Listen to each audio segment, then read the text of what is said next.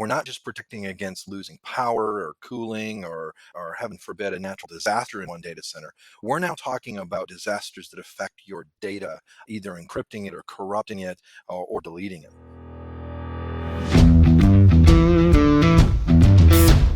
Technology is transforming how we think, how we lead, and how we win. From InterVision, this is Status Go, the show helping IT leaders move beyond the status quo, master their craft, and propel their IT vision. Welcome to Status Go. I'm your host, Jeff Tunn. Is your disaster recovery process a disaster? Many times we talk to companies that have tried to implement a DR practice and they fall somewhat short. I can remember my first time as a CIO walking into the organization, and one of the first questions I asked was, do you have a business continuity plan? Well, no, we don't. Well, do you have a DR plan? Well, no, we don't. But we do backups. Great. And we take them off site. Even better. Yeah, they're in the trunk of Joe's car. Well, at least they're off site. Our guest today is Ben Miller. Ben is a senior cloud solutions architect for us here at InterVision. One of his primary responsibilities is implementing disaster recovery as a service for a wide variety of companies.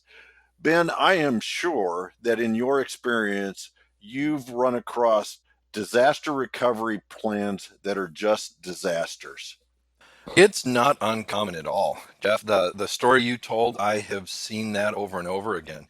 And it's not an easy thing to do for an organization whose IT role is not focused on the disaster recovery plan, who doesn't have the business support or momentum or effort or focus on disaster recovery. It's hard to carve out that time and create that disaster recovery plan that is cohesive or works. Even for those who are doing backups and sending the backups off site, like you said. So if they've upgraded from Joe's car to an off-site vault, they still have some challenges because, well, you can get your data back. That's no plan. And where are you getting your data back to, depending on what goes on? It's something that takes focus. Right. It's something that takes thought. And unless an organization has gone through that process, they're not going to have a good quality disaster recovery plan. So what do you see as some of the biggest mistakes or the most common mistakes that companies make when approaching DR or developing a DR plan? That's a great question. There are a wide gamut of mistakes where people have put together disaster recovery plans, and there are a few holes left in them. And top of the list is kind of like I mentioned with backups. It's not really having planned things all the way through. If I take my backups off site and I have a physical disaster in my data center, that doesn't help me recover any faster.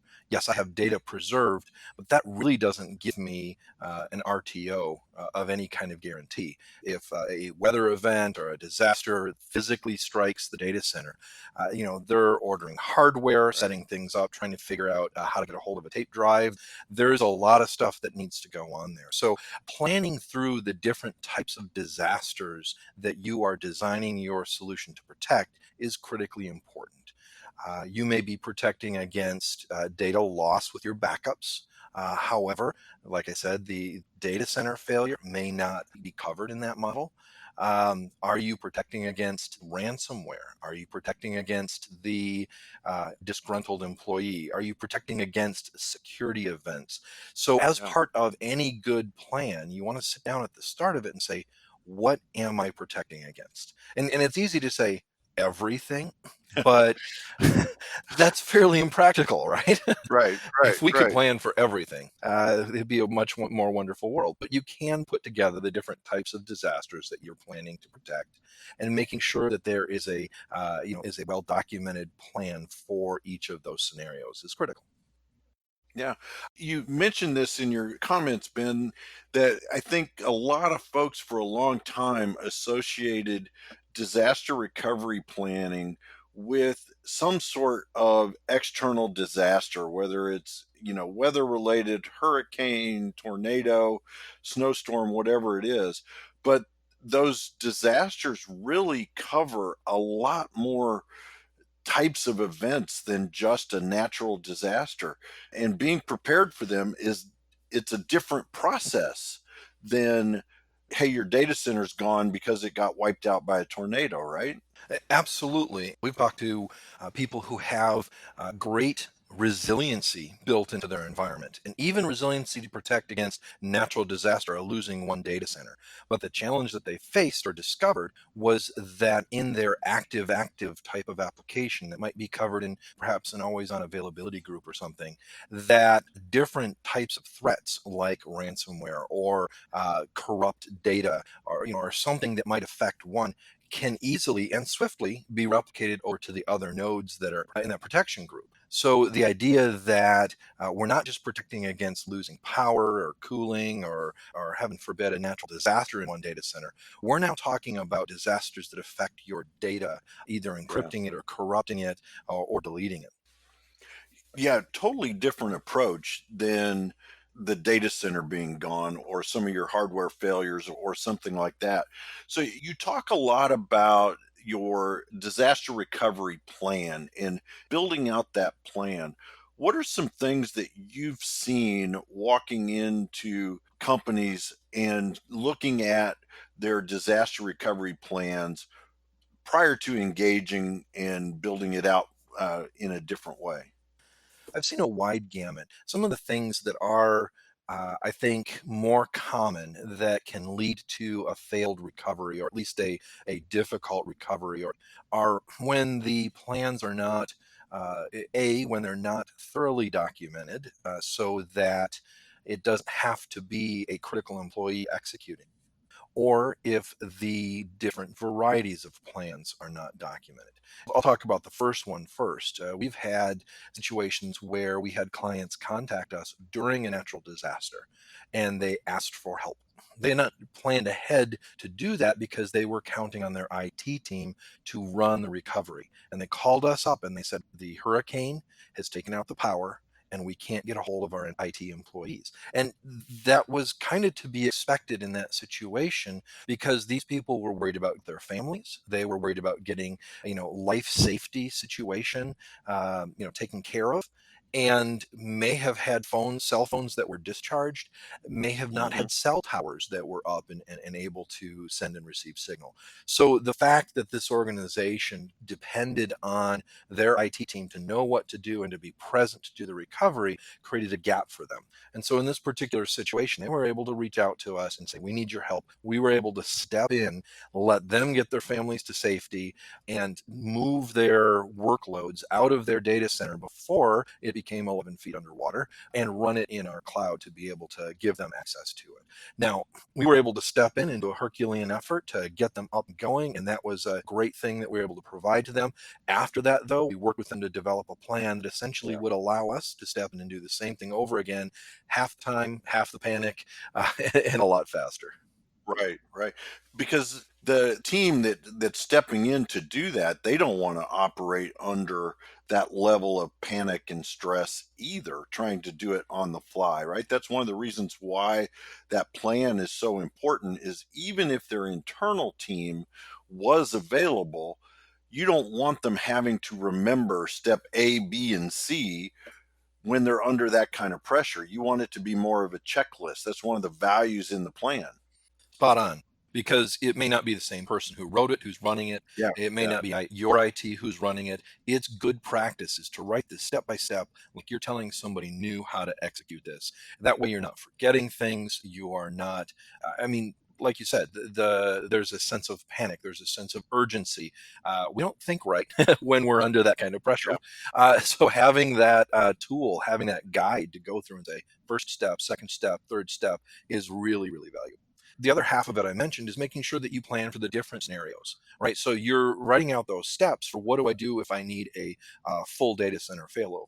like a natural disaster. But what happens if just one part of my application is corrupt? That patch push or the code push or disgruntled employee or something happens and I only have to fail over part of it. Well, you don't want to necessarily have to fail over your whole data center to accomplish that. So building out your plan not to just be that one thing, break glass, Right. push that one red button. As a matter of fact, we generally refer to them as playbooks, kind of like a sports reference, where you have multiple plays that you can execute, and you design each of them, you plan them out, and you write those steps. So if I need to fail over my Exchange DAG instead of the entire data center, again, I have step by step, and I can plan for that execution. Now, as part of this plan, I know we talk a lot about tiering of the applications and making sure that you've got the sequence defined.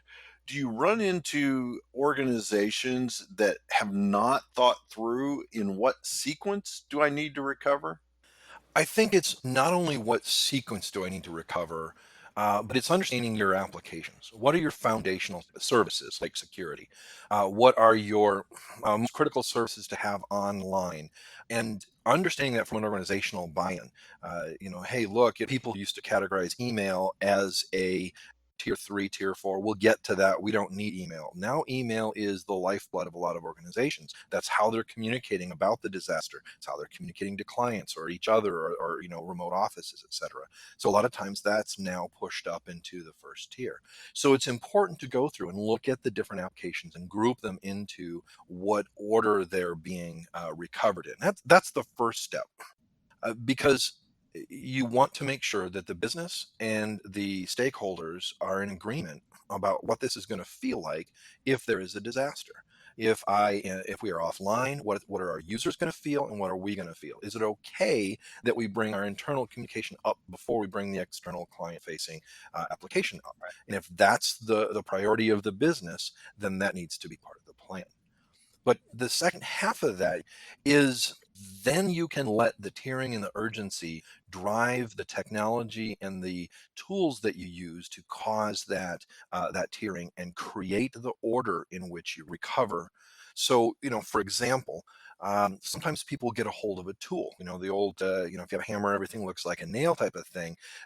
There might be a piece of software that does a certain type of replication, and they're like, great, we're going to have it do everything. And if you get in that situation, there is no differentiation in recovery time or cost Right. between your highest, most critical, important applications and the cat pictures that somebody put up on the file system. And you begin to realize, look, in order to have my most critical applications online faster, those have to be with the technology that delivers that, whether it's a native, I mentioned like availability groups or high availability failover within the Right. application, or lower tiers might be hypervisor type replication that where machines are ready to boot within minutes to hours, and then you may have backups that need to be restored. All of those have different cost profiles and time profiles, and if you cram all of your workloads into one of those technologies, you're going to have a mismatch either from a cost or an experience standpoint. So tiering your applications, understanding the order of recovery and what the business requires from a timing of recovery is really going to give you the ability to assign the right dollar and experience from a technology and tool standpoint to each one of those. Do you find that part of the problem in talking to clients or prospects about their applications and this tiering is that typically DR falls in the realm of the infrastructure team, and the applications team may not even be involved in the conversations early on. And I know I've found, especially earlier in my career, that the infrastructure team doesn't even really know what's running in some cases on some of these servers and devices within their purview. So, how do you begin to expand that out to a broader audience so you can tier it? That's so common. Even when it doesn't relate to DR, when people are like, "Well, we're doing a hardware Yeah, upgrade. We didn't know what these servers were, so we sent out emails and then we unplugged them to see who screamed." Um, yeah, I've seen that yeah. story over and over again. It is a big red flag when IT is talking to me about DR and they're doing it because it's the right thing to do. That's a great motivation, but they're doing it in isolation at that point. As a matter of fact, even the application teams being involved with IT is an important step. But I'll even go one further. The organization decision makers really need to be involved in Right. this. A Right. lot of times, disaster recovery is regulated. It's mandated. Either by clients, by stakeholders, by insurance, by regulations like HIPAA or PCI that require certain things. And if IT is doing the DR planning and isolation, there is usually not alignment between what the business objectives are and what the DR plan does. All the way from, like I said, the business objectives to the application owners and what they do in IT. And so it's really important. And we coach people when we're on conversations, even to say, what are the drivers for the disaster recovery? Where are these requirements coming from? If we don't know what those are, it's hard to plan. It's like saying, hey, look, let's take a vacation. Great. Where are we going? You got to know that before you can do the planning, right? That's always good. Right. Yeah, Right. you get on the road and you start driving and say, okay, now what? And unfortunately, that's sometimes what happens Yeah. with an Yeah. organization that doesn't have that crystal clear focus yet on their disaster recovery plan. So it's important to understand what those business requirements and objectives are. It's important to understand what your applications are and what the requirements are about their availability. So the concepts of talking to those application owners, inventorying the applications, understanding their dependencies, understanding which are the core fundamental functions, that might be required before any applications come up, like DHCP or firewalls or things that provide services that all applications use.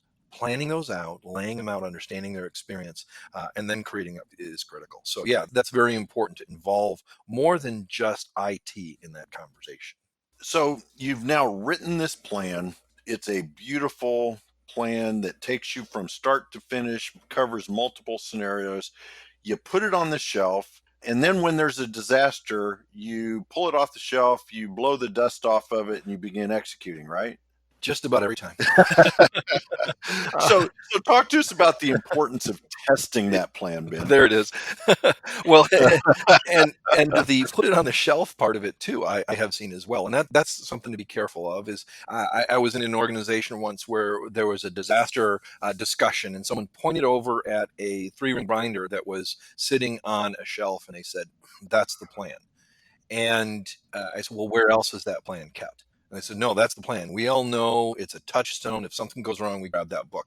Well, it's good to have that touchstone, right? We talked about the importance of that plan, Right, but right. in a physical binder in their, operations center, where if there Yeah, was an issue, a fire, some kind of disaster, the building was inaccessible for some reason, they don't have their plan. So number one, putting it on the shelf should really be somewhere that's accessible. We have cloud these days. It needs to be stored somewhere yeah, safe, secure, and accessible, no matter where you are. So that's the first thing I'll say. And then the next thing I'll say is test, test, test, test. right. People come to us and ask, and sophisticated organizations say, look, how do you manage change control? And well, our processes generally align with most companies' change control processes. We can shim into a company's change control processes where we're seeing change requests to firewalls or virtual machines or things like that, which is important to keeping up the plan, keeping up the replication technology, et cetera. But in the end, something's going to get missed. It's just human error. Somebody didn't file a change request the right way. Somebody did an emergency change during a maintenance period. There will be changes that happen to the environment that are not documented. It's just the state of the art where we are. And I know there's some great tools out there. I've looked at a number of them that are fantastic, and they will help. But when it comes down to the absolute confidence, if you have to have that confidence that, look, if I have to pull the trigger today and have the recovery work, you got to test it. If you're going to stand up in front of a board and look them in the eye and say it's going to work, you want to test it. And you will find something every time you test it. And to me, that's a successful test. A successful test is not a test with no Right. findings. It is a test that allows you to execute a scenario. It allows you to see what didn't work because of a drift between the configurations, and do two things: adjust the plan based on that, and adjust whatever processes allowed it to drift, so that you can get closer to having a nice closed circuit on those change controls and modifications. And so testing frequently is just, is a cadence. It should be a pace that allows you to go through, review it, make the changes to the plan, and let your team practice it. So when they actually have to do it, there's not, oh, wait a minute, we read through this and I'm really not sure how I'm supposed to do these things that are important. The other thing I'll say about the testing is that it allows you to pick different scenarios. We talked about the playbook or the plan having multiple different scenarios. We have one client that he jokes with us, but I've heard the darts hit the board before. That he has a dartboard that has scenarios on it, and he throws a dart at it, and that's the scenario they run. Uh-huh. And Uh-huh. so they test out, application A or Yeah. application B or this group of applications or the full data center. Or, in some cases, some clients say, hey, look, testing is hard, and Right. it takes resources. And I'll come back to that in just a minute. But swinging over and doing actual full data center, actual failover as part of our test is enormously frightening, and it should be, unless you have 100% confidence in your solution. It should be a little scary to really swing your workloads as part of the test. So many of our clients don't. They do sandbox tests, and Right. they gain the confidence. And so maybe they'll do a full swing failover, once a year or once every other year, but they have gotten the confidence of doing partial sandbox failovers or partial application failovers throughout the year to give them assurances and practice for that kind of, the performance, if you will, the live performance. And those scenarios can be kind of fun, right? You mentioned the guy with the dartboard, but I've worked at organizations where they really think up some interesting scenarios and really run the company through not just the ITDR, but business continuity. I mean, we went through scenarios about a fire, an active shooter, a hazmat spill on the railroad tracks behind the building, all those kinds of things. And it makes it kind of fun to go through that with your peers throughout the organization. And they begin to learn a little bit about the challenges that you face in IT for restoring all those systems. So I think there's a lot of benefits to those, making a game out of it almost. I think the funnest part is knowing that it's not really happening. Yeah, well, that's true. That's true.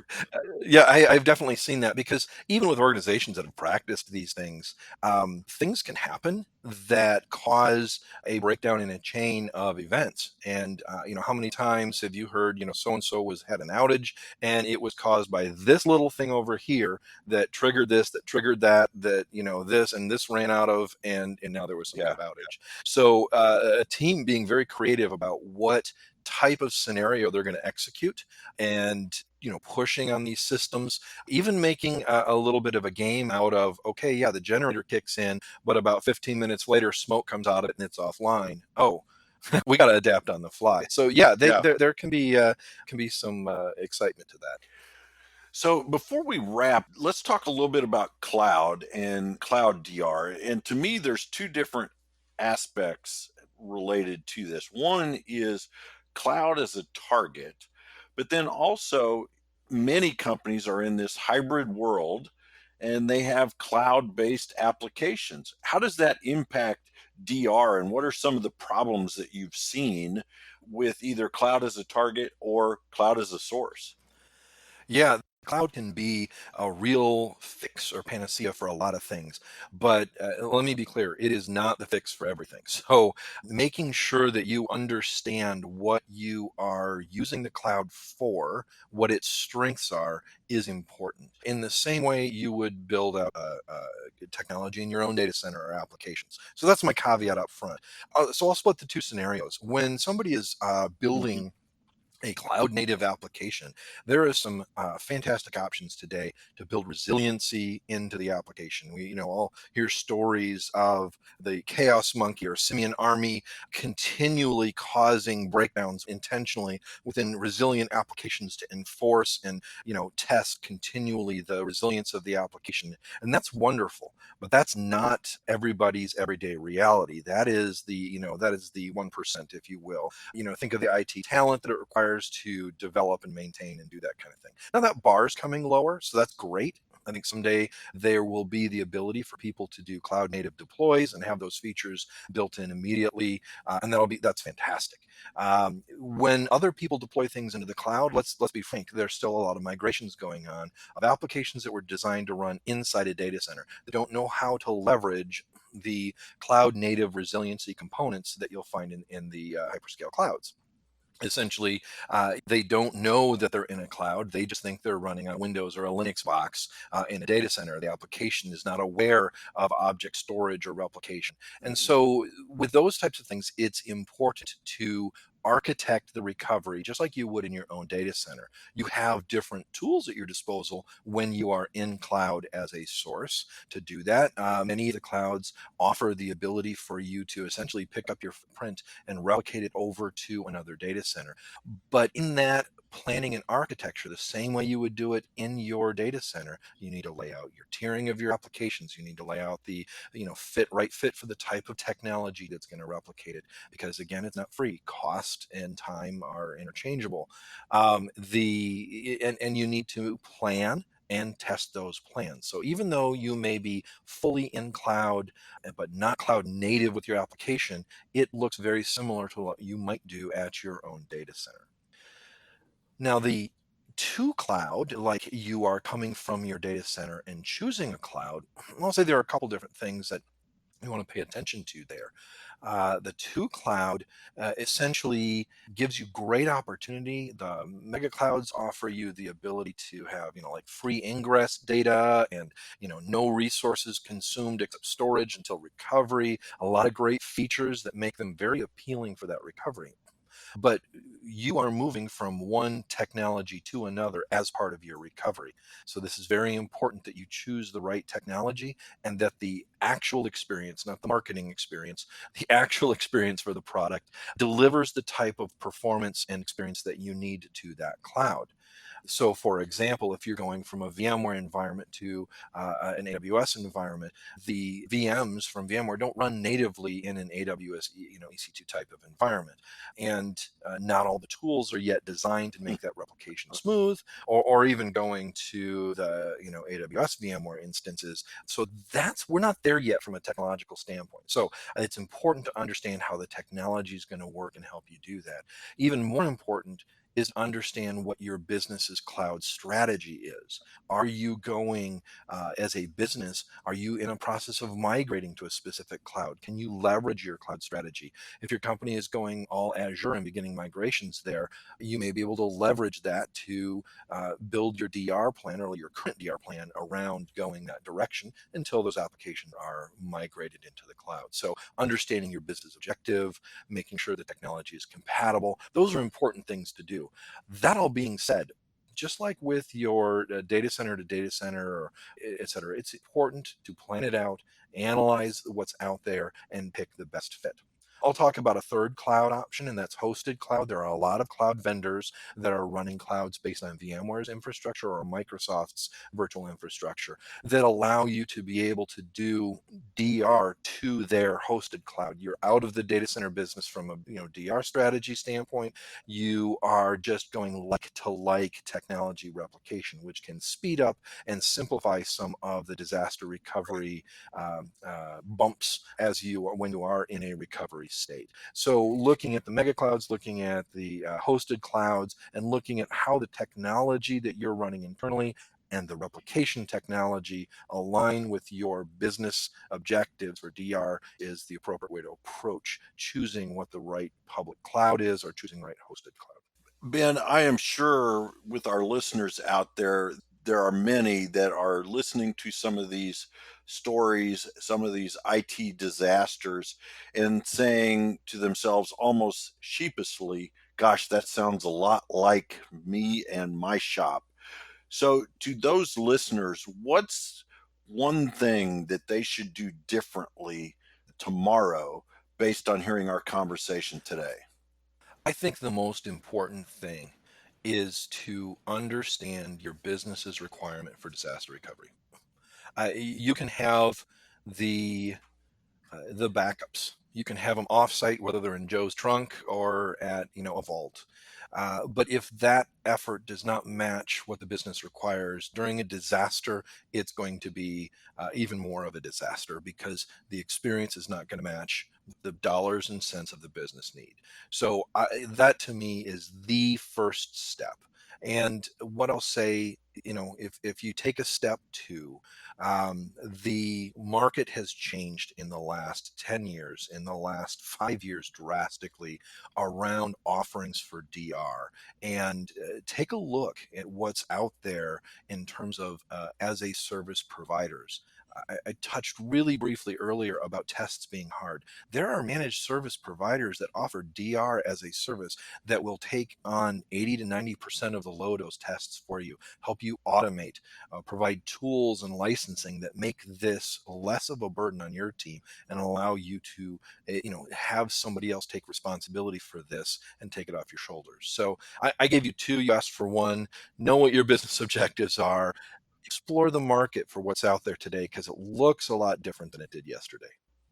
Two suggestions are always better than one, Ben. This has been a great conversation, and I want to thank you for taking the time out of your day to sit down and talk about these IT disasters. So, Ben, thank you very much. My pleasure, Jeff, and enjoyed the conversation. For our listeners out there, if you want to learn more, you could check out our white paper on 6 worst practices for IT disaster recovery and what to do instead. You can find that on InterVision.com. If you do want to learn more, I suggest you visit InterVision.com. The show notes will provide links and contact information. This is Jeff Tunn for Ben Miller. Thank you very much for listening. You've been listening to the Status Go podcast. You can subscribe on iTunes or get more information at InterVision.com. If you'd like to contribute to the conversation, find InterVision on Facebook, LinkedIn, or Twitter. Thank you for listening. Until next time.